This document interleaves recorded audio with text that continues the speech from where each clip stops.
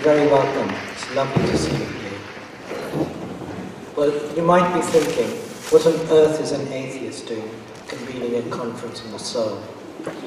I've been asked a number of times, sometimes in an incredulous tone, so you believe that we have a soul? What is a soul? Is there a soul? They're big questions. I've got 10 minutes, no problem.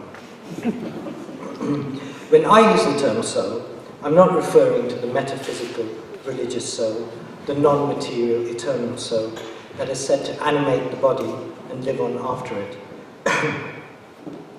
Whatever truth there might or might not be to these beliefs and ways of thinking, when I find myself spontaneously reaching for the term soul, I mean something different by it. I find myself saying things like, such and such feeds my soul, or if I did such and such, it would eat away at my soul. I have occasional experiences that I would describe as soulful, sometimes as sacred. And even more occasionally, I have experienced moments of wonder and awe, when humbled by the unlikely miracle of my existence and the insignificance of my place in the order of things. In other words, I have been moved by profound experiences of the mysterious that might be called spiritual, and yet I'm an atheist. The moral philosopher Raymond Gaita makes the point that the sorts of experiences that might be called spiritual are not limited to those who would identify as spiritual or religious. However, he says, over the millennia, the kinds of descriptive language required to speak about these sorts of experiences have become colonized by the devout, leaving the secularist with an impoverished vocabulary. Gaita says this: the secularist will often search for one of the inadequate expressions which are available to us, to say what we hope would be a secular equivalent of it. But these are a way of trying to say what we feel we need to say when we are estranged from the conceptual resources we need to say it. For Gaita, the soul is another way of speaking about the inner life, and specifically the life of the profound emotions. The kind of inner life that is being alluded to here has little to do with the reductionist conceptions that prevail in mainstream psychology today. And this goes for the psychoanalytic, the cognitivist, as well as the humanistic. In contrast, for Gaita and Wittgenstein, soul alludes to the capacity to suffer and for that suffering to go deep. This capacity, this deep capacity, is for them and for me, the soul. Gaita again. The conception of the soul that is destroyed by certain kinds of work, that is lacerated by suffering, is not a speculative conception of it. When someone speaks of the soul in this way, one should not ask, so you believe in the existence of the soul? When Wittgenstein uses the term soul, all he means is a being with thoughts and feelings. And although he himself was deeply religious, for him the soul was not about was about this life, not the next one. He says, why people think that an afterlife should solve the problems of life or give meaning to life? Why should the meaning of the next life not be as problematic as the meaning of this one? Descartes closed his eyes and asked, how do I know you exist? How do I know you have a mind like mine?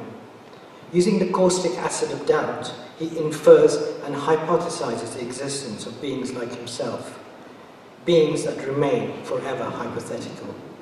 This kind of radical detachment and the radical amputation of subjectivity is the basis of the attitude of the natural scientist, an attitude which has changed and benefited our lives immeasurably. But when the same attitude is called on in relation to persons, then it does not reveal reality, rather it distorts it, and it distorts it grievously. Wittgenstein says that the presence of other persons evokes in him an attitude towards a soul. He says, my attitude towards him is an attitude towards a soul. I am not of the opinion he has a soul. This kind of knowing is not an opinion, an assumption, or a deduction. It is a felt experience which has an immediacy not available to the cognitive faculties. The notion of soul, then, speaks to my inner life and the inner life of other sentient beings. This is the meaning of Wittgenstein's phrase, an attitude towards the soul. It is the attitude that is spontaneously called out of me in the presence of sentient beings. And by sentient beings I mean beings that have the capacity to suffer. Goethe says that this knowledge, it is this knowledge that serves to limit our will. If I claim that monkeys or dogs don't have souls, then it's a way of saying that they cannot feel, or we cannot know that they feel, and therefore they do not feel. By this strategy, they are rendered inanimate, and then their use for animal testing becomes a reasonable, dispassionate, scientific exercise. But if I allow myself to know that they have souls, that is, they have the capacity to suffer, then this will hold back my hand. It will, in Goethe's phrase, limit my will. According to the positivists, to imagine that dogs feel and think is to commit the crime of anthropomorphization, projecting our faculties onto dogs and imagining that they possess them. If that is so, then I think anthropomorphization is not so much a crime, rather it is our salvation. To anthropomorphize is to care. It is to feel for that which is anthropomorphized. It is to feel connected. It is to feel part of. It is to feel with. When I witness another sentient being suffer, I suffer. The discovery of mirror neurons that excites the interest of the positivists is, to my mind, beside the point. The point is that I suffer when I see the suffering of another, and this limits my will.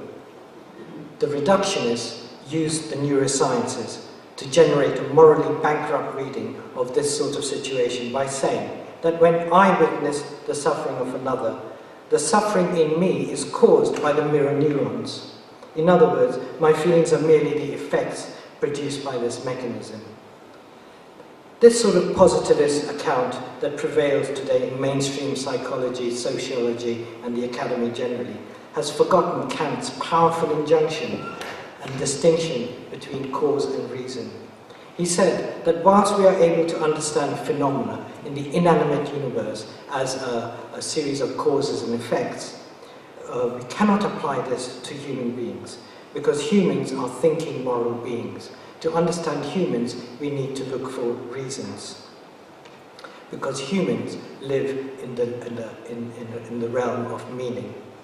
So the construal of human life in the language of causes renders humans into mechanisms. But now we have a problem, which is that humans are bodies, bodies which are built out of material from the inanimate universe, which at the most basic consist of chemicals and atoms. Should we study human life at the level of causes or of reasons? For me, there is no question that it should be at the level of reason. To anthropomorphize is to enliven, to bring alive. This is the meaning of the term. But it implies that it is me that is enlivening the dog, say, through the mechanism of projection. But this is not what actually happens. As Wittgenstein tells it, it is actually the other way round. When I meet a dog, my first unreflected experience is that it is a sentient being that has the capacity to suffer. I do not deduce it, I know it. Anthropomorphization, then, is the activity of bringing alive something that is already alive but is experienced as dead. And it is experienced as dead because it has been killed off by a form of radical detachment. If we anthropomorphize the planet as so many indigenous people have done through the eons, we would experience it as a living entity. We would feel for it, feel for ourselves, and feel for the future of our children. And so we might be inclined to treat it more tenderly. Well, those of you who know of Iain McGilchrist's thesis will have recognized echoes of many of his themes in what I've been saying.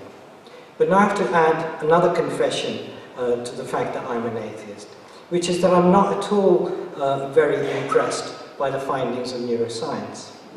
In part because it has been put in the service of reductionism. For example, Lord Layard of CBT fame was excited by this fact. Until recently, if people said they were happy, skeptics would hold that this was just a subjective statement. There was no good way to show that had any objective content at all. But now we know what people say about how they feel corresponds closely to the actual levels of activity in different parts of the brain, which can be measured in standard scientific ways.